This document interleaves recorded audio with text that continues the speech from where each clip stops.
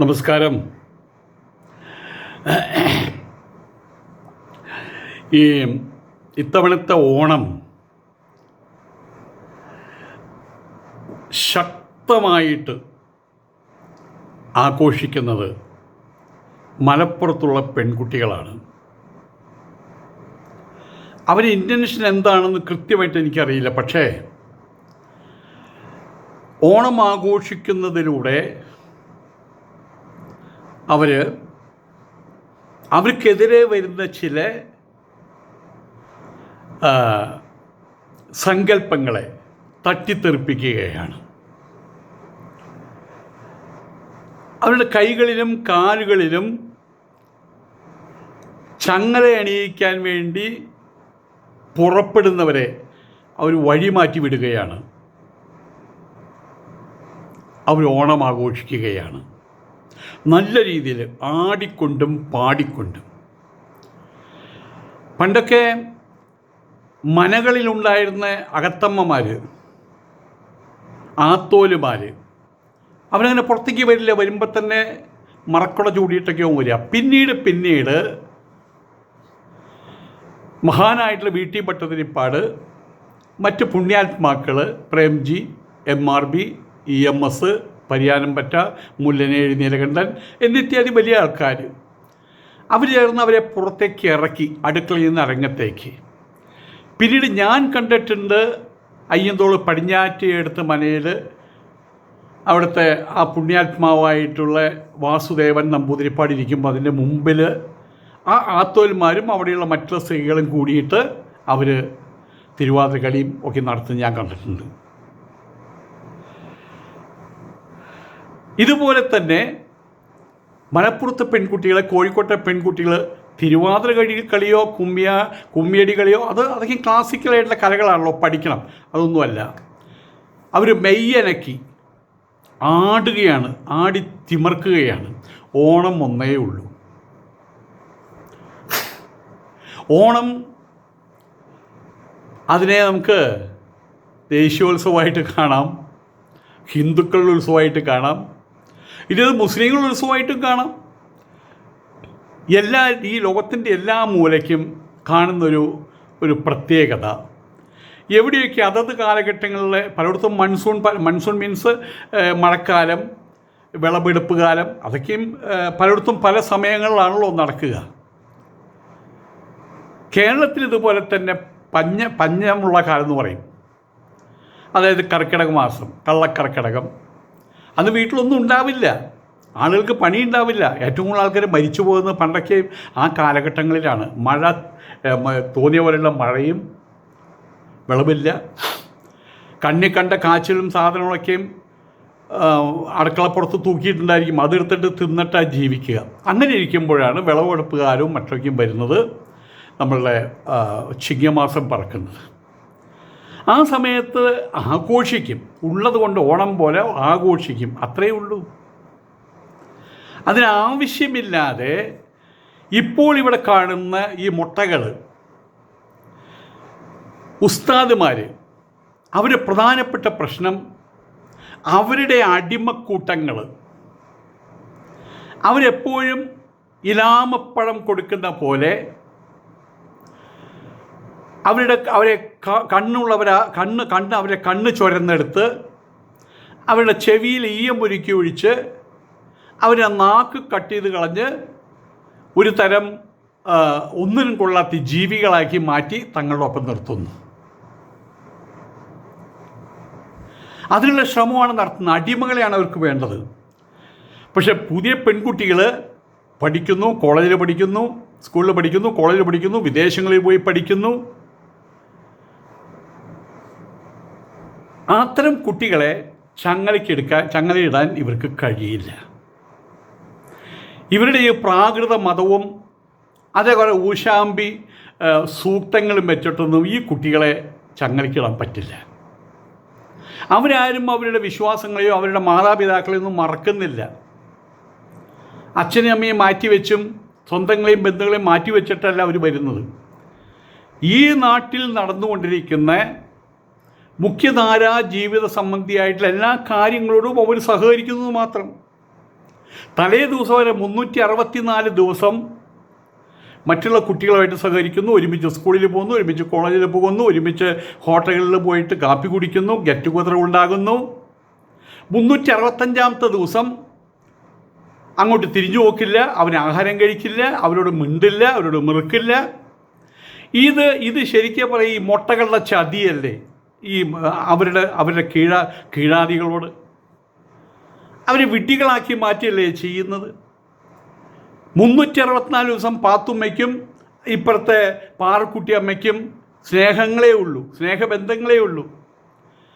ഏതെങ്കിലും സമയത്ത് അവിടെ എന്തെങ്കിലും കുറവുണ്ടെങ്കിൽ പാറുമ്മേ അവിടെ കുറച്ച് മല്ലിപ്പൊടി ഇരിക്കുന്നുണ്ടോ, അത് കൊടുത്തു. ഇപ്പുറത്ത് വന്ന് പാത്തുമ്മേ അതേ അലക്കാനുള്ള സർഫ് ഉണ്ടല്ലോ, അത് ഇങ്ങോട്ട് കൊടുത്തു. ഇവിടെ വാങ്ങിക്കുമ്പോൾ അങ്ങോട്ട് കൊടുക്കും, അവിടെ വരുമ്പോൾ ഇങ്ങോട്ടും കൊടുക്കും. ആ കൊടുക്കൽ വാങ്ങി നടക്കുന്നു. പക്ഷേ ഓണം ദിവസം അയ്യോ അങ്ങോട്ട് വരാൻ പാടില്ല, ഇങ്ങോട്ട് വരാൻ പാടില്ല, അവിടുത്തെ മണമടിക്കാൻ പാടില്ല. എന്തൊരു ഊശാമ്പിത്തരാടോ ഈ പറയുന്നത്, ഈ തലയെക്കെട്ടുകാർ, ഈ തെമ്മാടി പിള്ളേർ എന്ത് ഊശാമ്പിത്തരായി പറയുന്നത് വാസ്തവത്തിൽ. ഇത് ഈ നാട്ടിൽ നിങ്ങളെ കയറ്റിയത് തെറ്റായിപ്പോയോ? വാസ്തവത്തിൽ നിങ്ങളെ സഹായിച്ചത് തെറ്റായിപ്പോയോ? നിങ്ങൾ എരന്ന് വാങ്ങിച്ചതല്ലടാ ഈ സ്ഥലം മുഴുവൻ. നിങ്ങൾ ഈ ഇന്ത്യയിൽ ഉണ്ടായിരുന്നോടാ മുസ്ലിമുകൾ? അവിടെ നബി തിരുമേനി ജീവിച്ചിരിക്കുന്ന കാലഘട്ടത്തിൽ തന്നെയല്ലേ അവിടുന്ന് കുറേ എണ്ണം ഇങ്ങോട്ട് വന്നത്.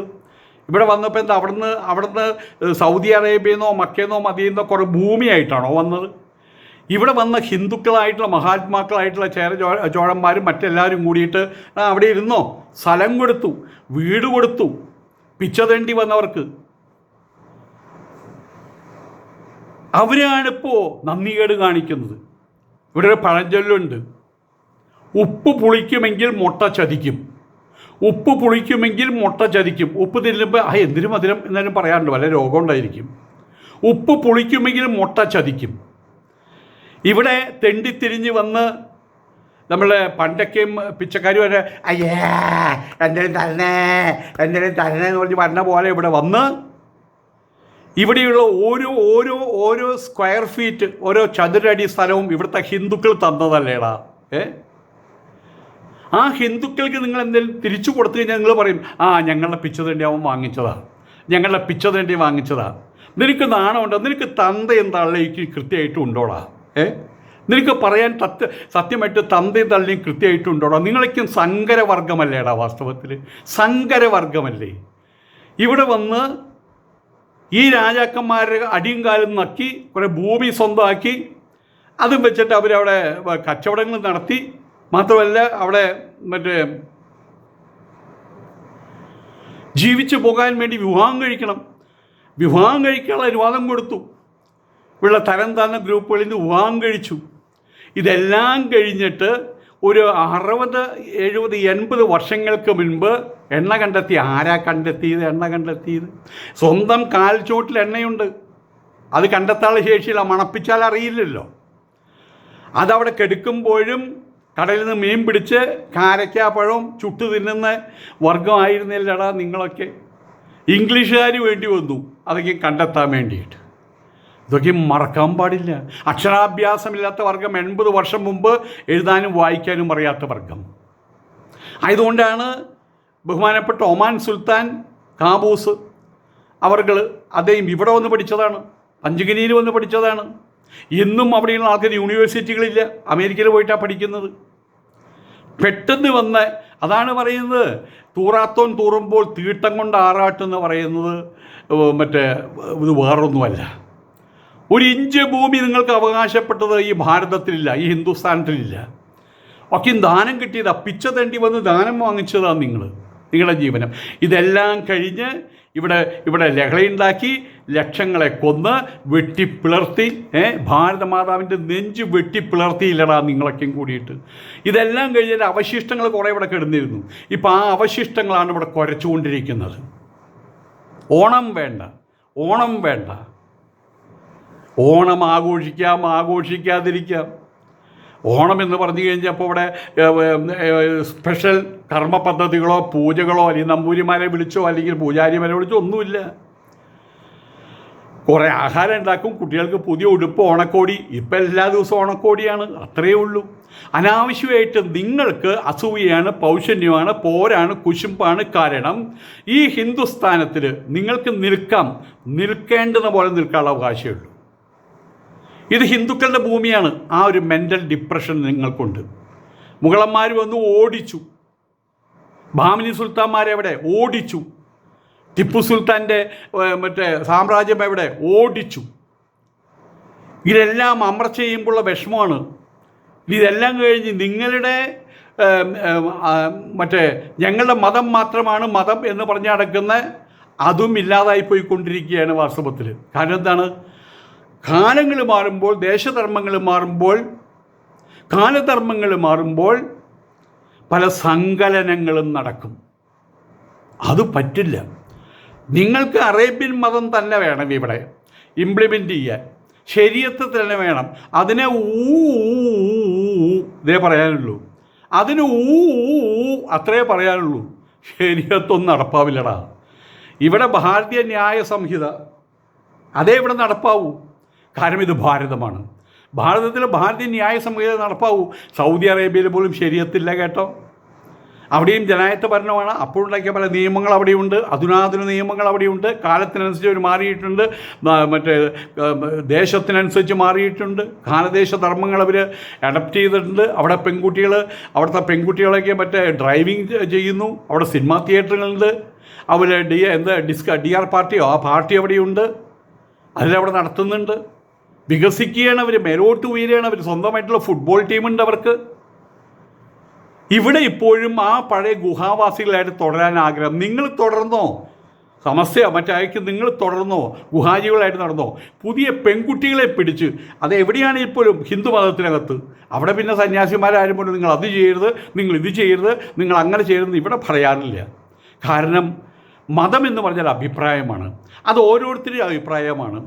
ഈ ഒരു കൂട്ടം ആൾക്കാർ മാത്രം ഞങ്ങൾ പറയുന്നതാണ് മതം എന്ന് പറഞ്ഞാൽ അർത്ഥമില്ല. മതം അവരവരുടെ നിലപാടുകൾ, ചിന്താപദ്ധതി, ചിന്തിക്കുന്നവരാണല്ലോ മനുഷ്യന്മാർ, ചത്തശവങ്ങളൊന്നുമല്ലോ. അപ്പോൾ അവരുടെ ചിന്താപദ്ധതിക്ക് അനുസരിച്ച് അവർ ക്രമാനുഗതമായിട്ടുള്ള മാറ്റങ്ങൾ വരുത്തും. കേരളത്തിൽ സാരി മാത്രം എടുത്ത് നടന്നില്ല പെണ്ണുങ്ങളാണ് ഉണ്ടായിരുന്നത്.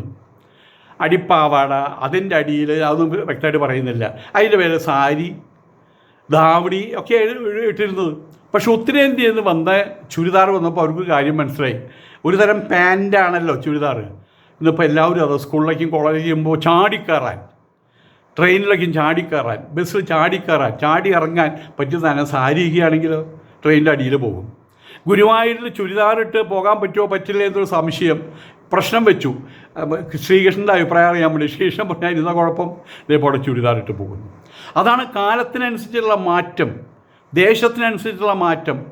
ഞങ്ങൾ ഇങ്ങനെയാവുള്ളൂ, ഞങ്ങൾ കുഴിച്ചിട്ട് ഉരുക്കു തൂണുകൾ മാറൂല എന്ന് പറഞ്ഞാൽ നിങ്ങൾ മാറണ്ട, നിങ്ങൾ അവിടെ തന്നെ നിന്നോ. ഏതോ ഒരു സിനിമയിൽ ഇന്നസെൻറ്റ് നമ്മുടെ മോഹൻലാലിനോട് നിൽക്കണവിടെ എന്ന് പറയുന്നുണ്ട്. മോഹൻലാലിന് നടന്നു പോകുന്നുണ്ട്, ഇയാളവിടെ നിൽക്കണവിടെ വെച്ചിട്ട് ആ കൈ വെച്ചിങ്ങനെ നിൽക്കുന്നുണ്ട് അവിടെ എന്ന് പറഞ്ഞ പോലെ ഇവന്മാർ പൊട്ടന്മാരുടെ പോലെ. ഞങ്ങളുടെ നാട്ടിലൊരു രാമൻ ആളുണ്ടായിരുന്നു, മംഗലത്ത് രാമൻ മാഷ് എന്നാണ് പറയുക. അങ്ങനെയൊക്കെ ചെവി ശരിക്കും കേൾക്കില്ല. എപ്പോൾ നോക്കിയാൽ ട്യൂഷൻ മാഷ, എപ്പോൾ നോക്കിയാലും അവിടെ ചെറിയൊരു ബോർഡുണ്ട്, ആ ബോർഡിൻ്റെ അവിടെ ഇങ്ങനെ എഴുതിക്കൊണ്ടിരിക്കും. പുറകിൽ പിള്ളേരുന്ന് ചിരിക്കും, കളിക്കും, അവരങ്ങോട്ട് നുള്ളും പിച്ചും, പെൺകുട്ടികളും ആൺകുട്ടികളൊക്കെ ഉണ്ട്. ഇയാളിതൊന്നും അറിയുന്നില്ല.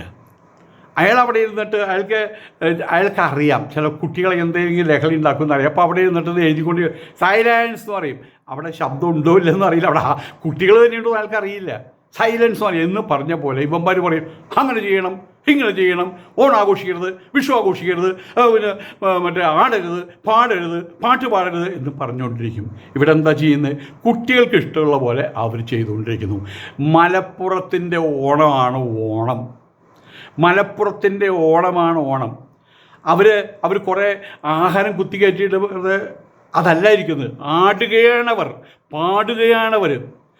ഹിജാബ് അതൊരു മനോഹരമായിട്ടൊരു കാര്യമായിട്ട് എനിക്ക് തോന്നിയിട്ടുണ്ട്. ഹിജാബ് എന്തോ അങ്ങനെ തോന്നിയിട്ടുണ്ട്. കാരണം എന്താ വെച്ചാൽ ഞാൻ ഉത്തരേന്ത്യയിലുള്ള സമയത്ത് എല്ലാവർക്കും കൂടെ ഹിജാബുണ്ട്. അവരുടെ സാരി കൊണ്ട് തലമറിക്കും അതിൻ്റെ സാരിയുടെ ഒരു ഭാഗം കൊണ്ട് പിടിച്ചിടും. അപ്പോൾ അവർക്ക് നമ്മളെ കാണാൻ, നമുക്ക് അവരെ കാണാൻ പറ്റില്ല. രാജസ്ഥാനിൽ, ഉത്തരേന്ത്യയിലൊക്കെ ഉണ്ട്. അതൊരു അടക്കത്തിൻ്റെയും ഒതുക്കത്തിൻ്റെയും ലക്ഷണം. നല്ല കാര്യം. ആ ഹിജാബ് ഇട്ടുകൊണ്ട് തന്നെയാണ് ആ കുട്ടികൾ കളിക്കുന്നത്. അതിൽ വേറൊരു കുരങ്ങൻ പറഞ്ഞത് എന്താ വെച്ച് കഴിഞ്ഞാൽ, ഈ ഉസ്താദ് കുരങ്ങൻ പറഞ്ഞതെന്ന് വെച്ചാൽ, ഹിജാബ് ഇവിടെ മാത്രം ഇടേണ്ടതല്ല, ഹിജാബിൻ്റെ അറ്റം കൊണ്ട് മറ്റേ മാറിയിടവും മറയ്ക്കണത്. പക്ഷെ മാറിയിടം മറയ്ക്കുന്നില്ല എന്ന്. ഇവർക്ക് എന്തിൻ്റെ കേടാണ് ഇവർക്ക്? എടോ, പെൺകുട്ടികളോട് പിറന്നു വീഴുമ്പോൾ അവർക്ക് മുലയുണ്ട്, തുടയുണ്ട്, അവർക്ക് യോനിഭാഗമുണ്ട്, അവർക്ക് എല്ലാം ഉണ്ടോ. ഇവിടെ പിന്നെ കാലാവസ്ഥയുടെ പ്രശ്നം വരുമ്പോൾ തണുപ്പുള്ളിടത്ത് കൂടുതൽ വസ്ത്രങ്ങൾ, ചൂടുള്ളിടത്ത് കുറച്ച് വസ്ത്രങ്ങൾ. അല്ലെങ്കിൽ പിന്നെ ഇതുപോലെ ഇങ്ങോട്ട് കുറേ രോമക്കൂപ്പായിട്ട് ഇങ്ങോട്ട് കരടിയും പോത്ത മരണ പോലെ പറപ്പിച്ച് വിട്ടാൽ മതിയായിരുന്നില്ലേ?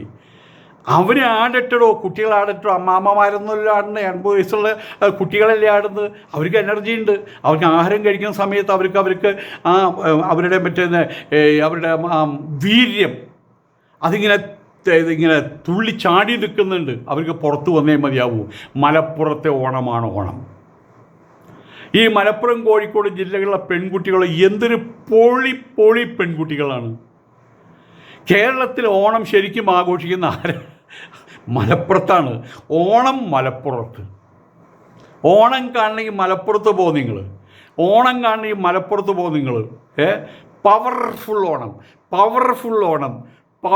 ഓണം. ഹിന്ദുക്കളുടെ ഓണം എന്ന് പറഞ്ഞാൽ അവർ പൊതുവെ അങ്ങനെ പവർഫുള്ളല്ലല്ലോ. അവരവിടെ കുറച്ച് തൃക്കാരപ്പന് വയ്ക്കും, ഒരു വിളക്കും വയ്ക്കും. അവർക്ക് വേറൊന്നുമില്ല. അവിടെ മന്ത്രം ഓം സഹസ്രശ പുരുഷ സഹസ്രാക്ഷ സഹസ്രപാദ് സഭൂമിം വിശ്വതോ വൃത്വാത്യദിഷ്ട ദശാങ്കുലം പുരുഷ ഏവേദ ഒന്നുമില്ല അവർക്ക്. അവിടെ വിളക്കും വെച്ച് അത് കഴിഞ്ഞപ്പോൾ നല്ല തീറ്റ. അവരുടെ തീറ്റ 2 തരം പായസം വയ്ക്കും. അത് കഴിഞ്ഞാൽ പിന്നെ അത്രയേ ഉള്ളൂ. ആണുങ്ങൾ പോയിട്ട് മോന്തവും ചെയ്യും, ഇല്ലയെന്ന് പറയുന്നില്ല. പക്ഷേ ഇവിടുത്തെ സ്ഥിതിയല്ല. അപ്പോൾ അവിടെ പിന്നെ മയക്കമാണ്. അവിടെ വീട്ടിലകത്ത് അമ്മമാർ, വീടിൻ്റെ പുറത്ത് ആണുങ്ങളും മയക്കത്തിലാണ് ഇവിടെ. പക്ഷേ മലപ്പുറത്ത് അതല്ല. പവർഫുൾ ഓണം. ഓണാഘോഷം അവിടെ നടക്കുകയാണ്. ഇന്നലെ കുറ്റിപ്പുറത്ത് ഒരാളോട് വിളിച്ചു പറയാം. കുറ്റിപ്പുറം മാത്രമല്ല, കുറ്റിപ്പുറം, കോഴിക്കോട്, വളാഞ്ചേരി ആ ഏരിയകളൊക്കെ പർച്ചേസിന് പോണ സമയത്ത് ഈ മുസ്ലിം പെൺകുട്ടികളാണ് അവിടെ ഇടിച്ചു കയറിയിട്ട് ഓണം പർച്ചേസിങ്. അവർ റംസാനിൽ പർച്ചേസ് ചെയ്യുന്നുണ്ട്, ക്രിസ്മസിന് പർച്ചേസ് ചെയ്യുന്നുണ്ട്. ഇപ്പോൾ ഹിന്ദുക്കളാണെങ്കിലും ക്രിസ്ത്യാനികളാണെങ്കിലും ഓണം വരുന്നുണ്ട്, കുറേ റിബേറ്റ് കിട്ടും, നമുക്ക് ഓണത്തിന് പോകാം. ഓണത്തിന് പർച്ചേസ് നടത്തുന്നവർ ക്രിസ്ത്യാനികളാണ്, മുസ്ലിങ്ങളാണ്, ഹിന്ദുക്കളാണ്. ക്രിസ്മസിന് പർച്ചേസ് നടത്തുന്നതും ഇതുപോലെ ക്രിസ്ത്യാനികളും മുസ്ലിങ്ങളാണ്. ഇവരെ എല്ലാവരുമാണ്. ഒരു സിനിമ വന്നു കഴിഞ്ഞാൽ മമ്മൂട്ടിയുടെ സിനിമ മുസ്ലിങ്ങൾ മാത്രം കാണും. മോഹൻലാലിൻ്റെ സിനിമ ഹിന്ദുക്കൾ അവിടേക്കൊക്കെയാണ് ഇവർ കാര്യങ്ങളെ കൊണ്ടുവരുന്നത് വാസ്തവത്തിൽ. ഇപ്പോൾ സത്യം പറഞ്ഞു കഴിഞ്ഞാൽ മംഗലത്തെ രാമൻചേട്ടൻ എന്ന് പറഞ്ഞ ആളുടെ ട്യൂഷൻ ക്ലാസ് പോലെയാണ്. ഈ വിറ്റുകൾ അവിടെ ഇരുന്നിട്ട് ഇങ്ങനെ പറയും, അങ്ങനെ പാടില്ല, ഇങ്ങനെ പാടില്ല, അങ്ങനെ പാടില്ല. എൻ്റെ കുറേ അറബി ശ്ലോകങ്ങളും ചൊല്ലും. ആര് കേൾക്കാൻ അവൾ പറയുന്നത് അതേ ഓണാഘോഷിക്കരുത് പറഞ്ഞില്ലേ. ഏത് പൊട്ടനാണ് പറഞ്ഞത്? അത് ആ ഗ്രൂപ്പിൻ്റെ പൊട്ടനാണ്, മറ്റത് വേറെ ഗ്രൂപ്പിൻ്റെ പൊട്ടനാണ്. കുറേ ഗ്രൂപ്പുകൾ ഇതിനകത്തുണ്ടല്ലോ. അവരിതൊന്നും മൈൻഡ് ചെയ്യുന്നില്ല.